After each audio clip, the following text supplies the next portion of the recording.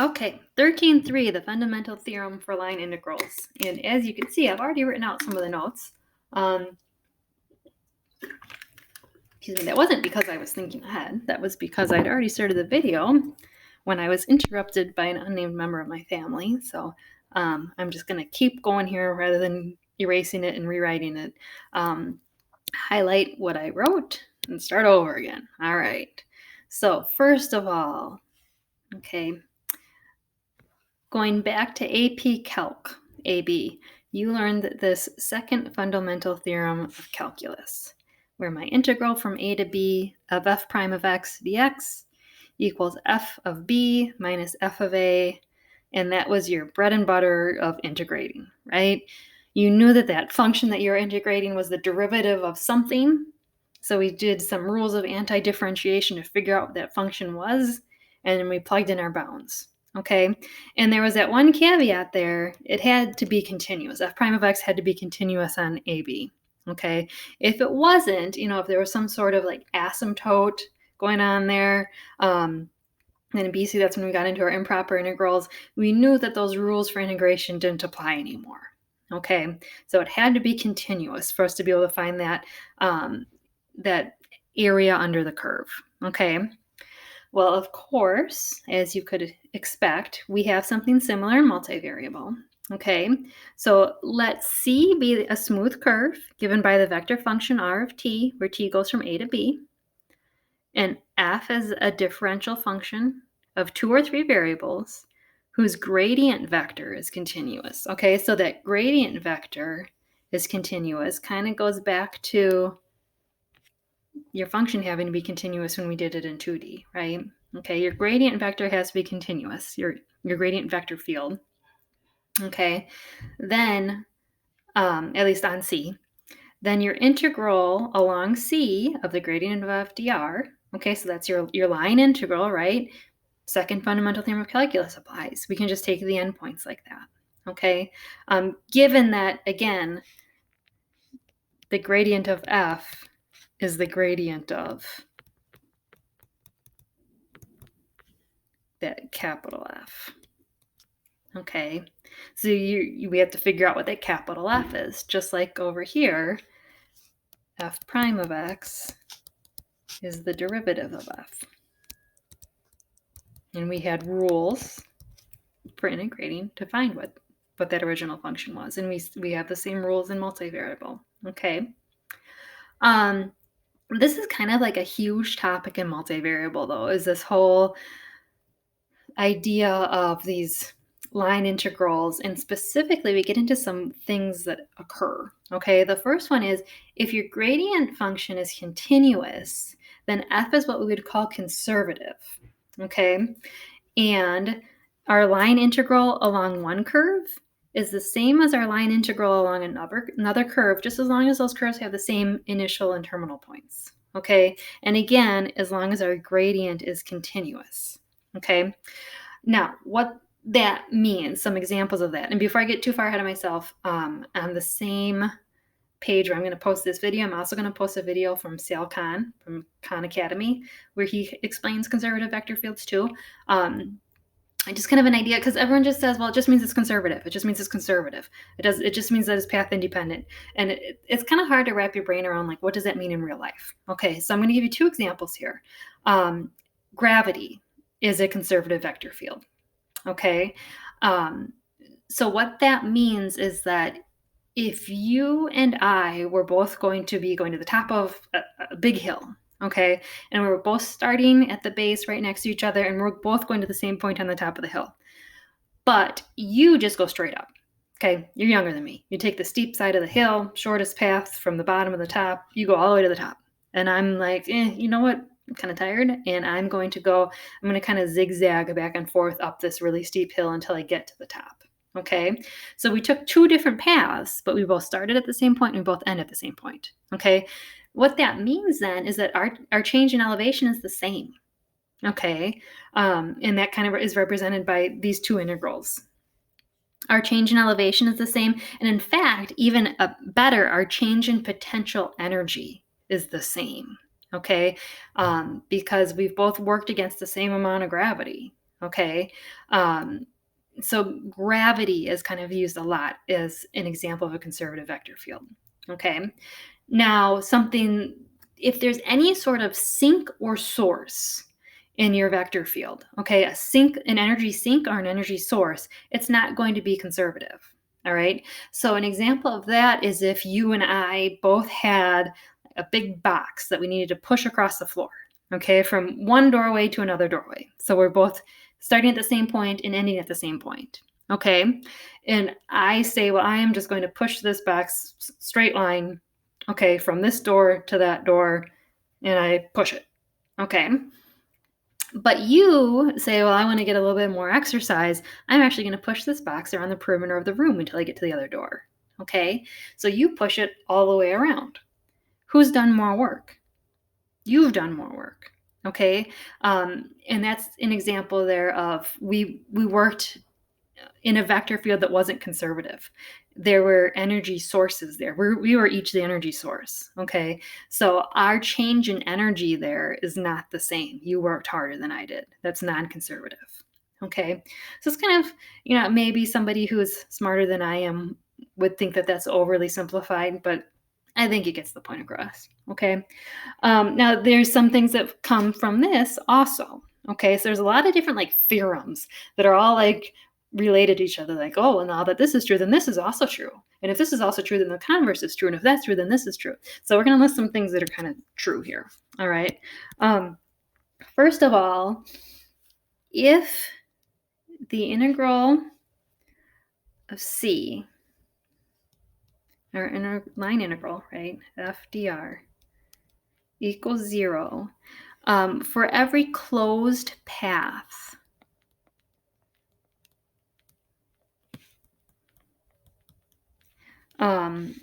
C, okay, so C1, C2, or whatever, in D, where D is kind of like, we're going to get from point A to point B, okay, that whole region would be D, and we could take C1, we could take C2, okay, but what this is saying is that we want a closed path, so we would actually go back to A, okay, or maybe this guy is going to go back to A, so B doesn't really even matter here. Okay, I actually have a special notation for that. This means closed path. Okay. If that ends up being 0, or when that is 0, if and only if, that's what some kid, every year a kid says you spelled if wrong. That means if and only if the integral of C f dr is independent of path.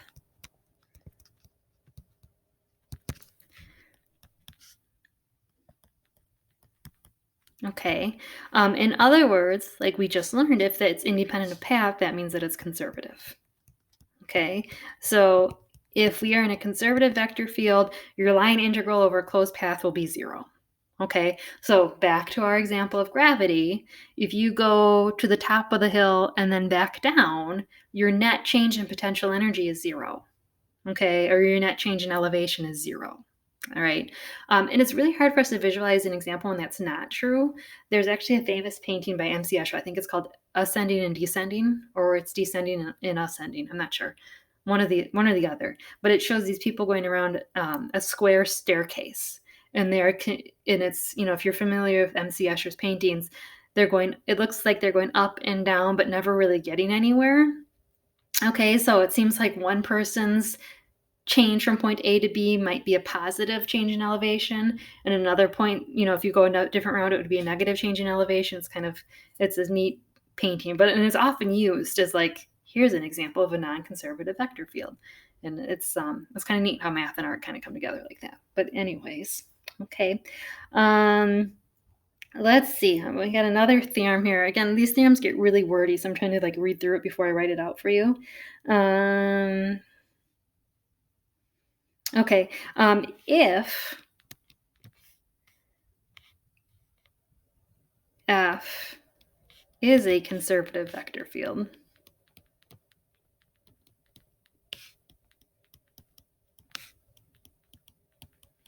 in D, there exists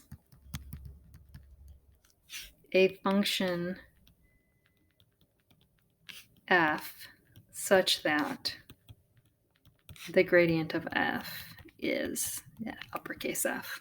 Okay, so basically when we have these conservative vector fields, we're going to have f dot dr equals 0. We're going to say, well, if that's true, if that is conservative, then that uppercase F has to be the gradient of some function. Okay, and our goal, again, is to figure out what that function is, and it's kind of a fun little process for doing that.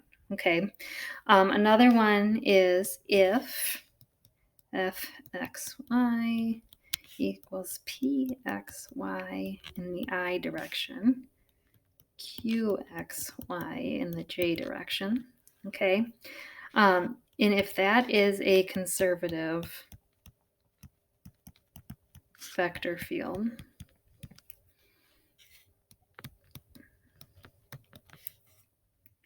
where P and Q have continuous first order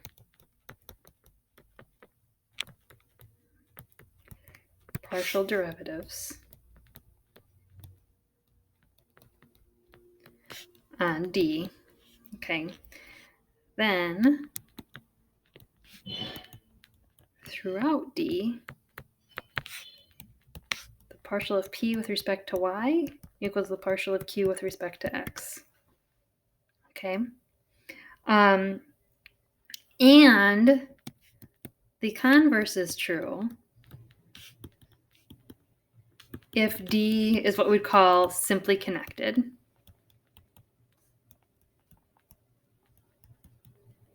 Okay, which means basically there's no holes in it, and it's just one piece. Okay, so in other words, if dp dy equals dq dx, then it's conservative. Okay, and if it's conservative, then the converse is true. All right, so let's get into some examples. Okay.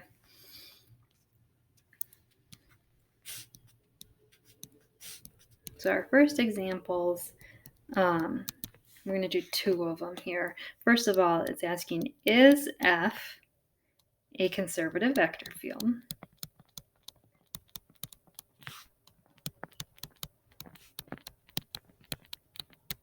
And if it is, find F such that F is the gradient of F. Okay, so we're going to do exactly what we said was the goal here, right? Okay, so our first one is actually number 5 in the book, or sorry, number 4. We have f xy equals e to the x sine y I plus e to the x cosine y j.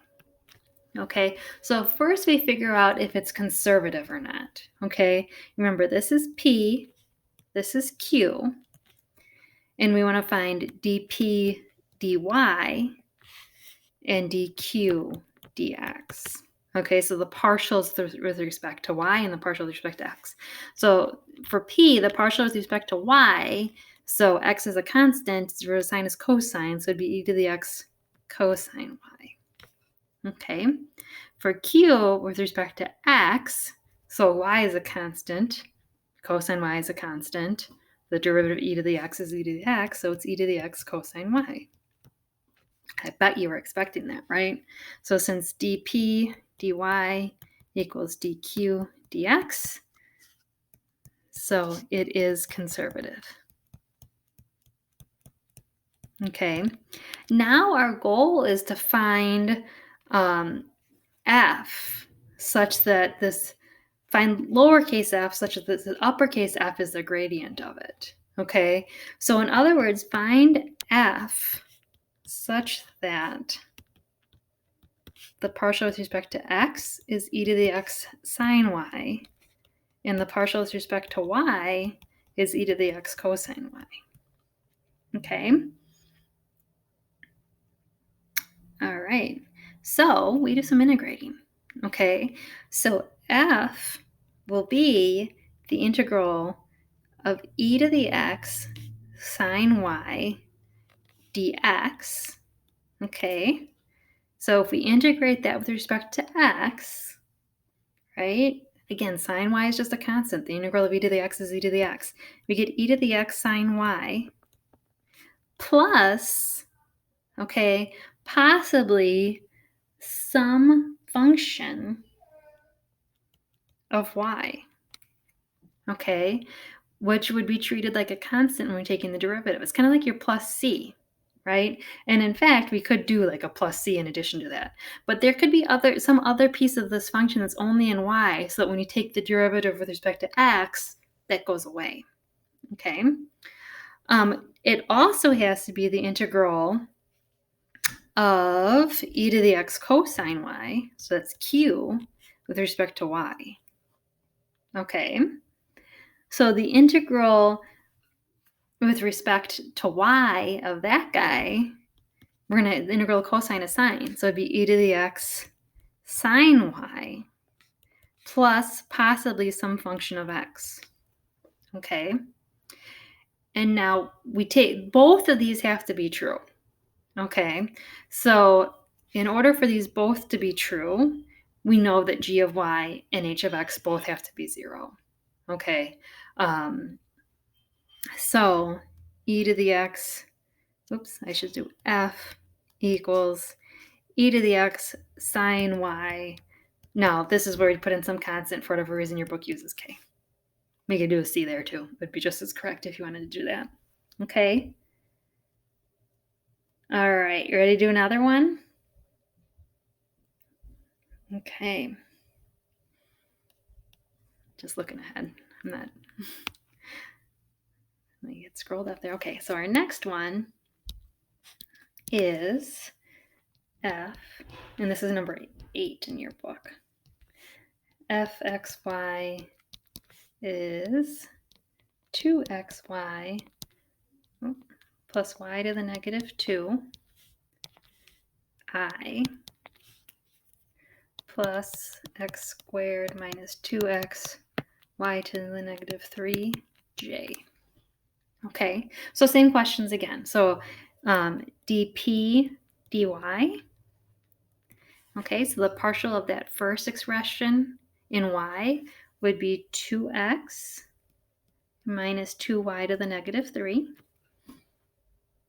Okay, and then dq dx would be 2x minus 2y to the negative 3. Okay, and again, dp dy equals dq dx, so conservative. Okay, so now our next goal is to figure out our function. Okay, so we're going to integrate 2xy plus y to the negative 2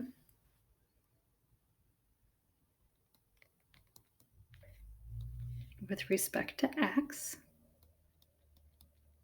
Okay, so we're going to have 2x squared over 2 times y.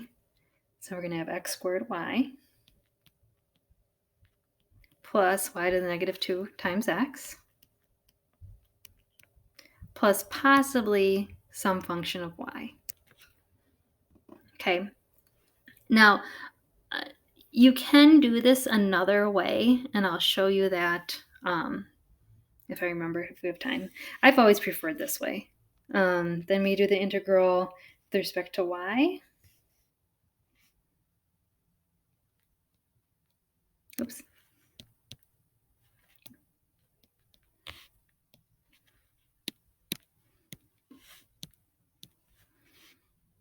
Of x squared minus 2xy to the negative 3 dy. Okay, so then we would have x squared y. And again, that integral with respect to y, so minus 2x y to the negative 2 divided by negative 2. Okay, so those negative 2's cancel out. plus h of x. Okay, and again, we can see that we have no terms that don't match up. So f is x squared y plus xy to the negative 2 plus some constant. Okay, now the other way that you can do this, okay, so going back to here, f is x squared y plus xy to the negative 2 plus g of y. Okay, and I use my partial on x to get there. So now I can take the partial, this is the function, right? This is it. Okay, I don't know what g of y is, but this is the function. I'm going to take the partial with respect to x, I get 2xy plus y to the negative 2. So now when I take the partial with respect to y, I should get, I should get x squared minus 2xy to the negative 3. Okay, so I take the partial with respect to y here. Again, I get x squared plus negative 2xy to the negative 3 plus g prime of y. Okay, and then that just tells me that g prime of y is 0. So at best, g of y is constant. Okay, otherwise, if I did get, if there was supposed to be a function, then I could just integrate that function to figure out what g of y is supposed to be. Okay, so if one comes up like that, I'll show you how to do that too. All right, but that's the two ways of doing that. Okay, find both of your partial integrals basically and match up the terms and see if anything's missing, or do one integral with respect to one variable, differentiate it with respect to the other one to figure out what's missing. Okay, all right, let's move on.